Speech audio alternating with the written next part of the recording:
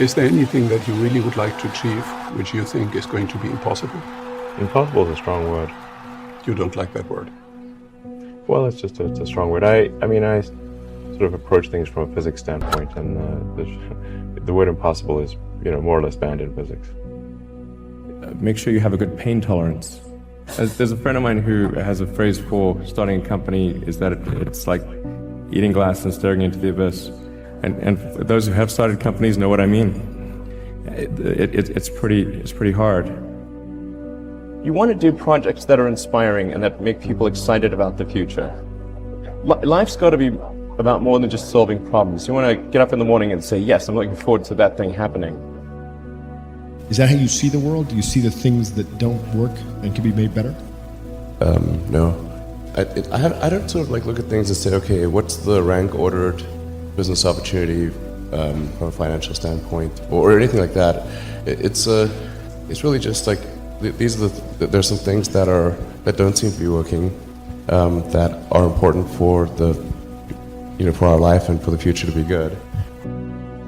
We don't think too much about what competitors are doing. Yeah. Just because I think it's important to be just focused on making the best possible products. It's sort of maybe analogous to what they say about if you're in a race. Yeah.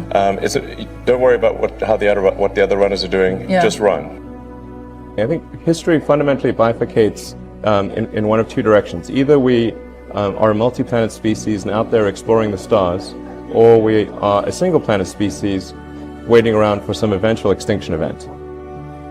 You have to be prepared to live on next to nothing. I mean, when I started my first company, I had a few $1,000s.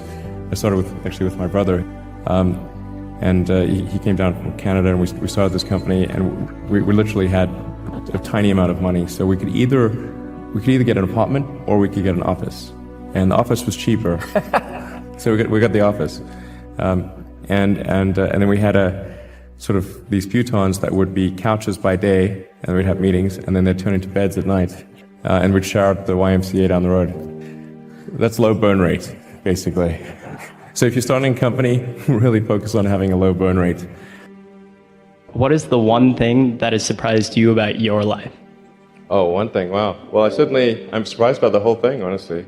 I certainly didn't expect for any of these things to happen, honestly. I just, I knew I wanted to be involved in technology, and in fact, the only reason I started a company back in '95, an internet company, was because I couldn't get it. There were only a few internet companies, and I couldn't get a job at any of them.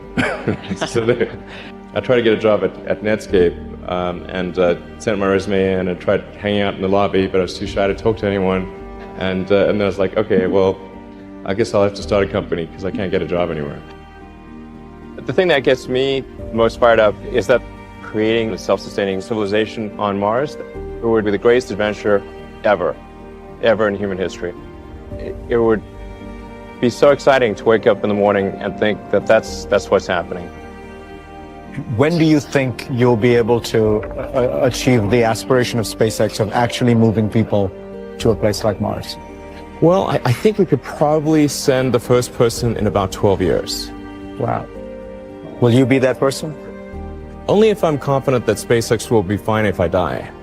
That's, if I was confident that the mission would continue if I wasn't around, then I would do it. It's kind of amazing that this window of opportunity is open for life to go beyond Earth. And we just don't know how long that window is going to be open. But I'm surprised that one topic seems not to be too fascinating for you, and that is the project of longevity and increased lifespan significantly. Why are you not passionate about that? You're not personally interested in living longer? I mean, I don't think we should try to have people live for a very long time. It would cause ossification of society, because the truth is, most people don't change their mind; they just die. And so, if they don't die, they will be stuck with old ideas, and they won't.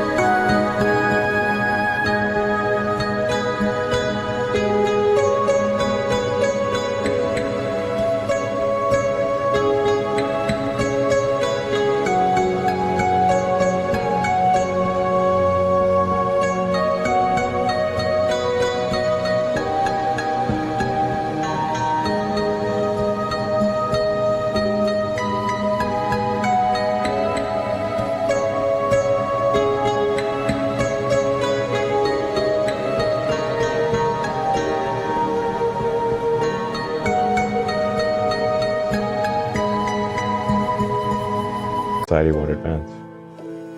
I think it's also important to reason from first principles rather than by analogy. So the normal way that we conduct our lives is we reason by analogy. We're doing this because it's like something else that was done, or it's like what other people are doing, and it's kind of mentally easier to reason by analogy rather than from first principles. But by first principles is kind of a physics way of looking at the world, and what that really means is you kind of boil things down to the most fundamental truths and say, okay, what are we sure is true, or as sure as possible is true, and then reason up from there. That takes a lot more mental energy.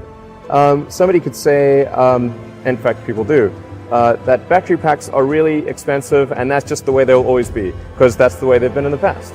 You're like, well, no, that's pretty dumb, because if you applied that reasoning to anything new, then you wouldn't be able to ever get to that new thing. Like you can't say, oh, well, nobody wants a car because horses are great and we're used to them and they can eat grass and there's lots of grass all over the place, and there's no gasoline that people can buy, so people are never going to get cars. Right. But people did say that. I think try to get a useful product demonstration as soon as possible, even if it's just completely jury-rigged, so people can get an idea of what your product's like or service, or whatever the case may be. That they need to really feel it. Everything.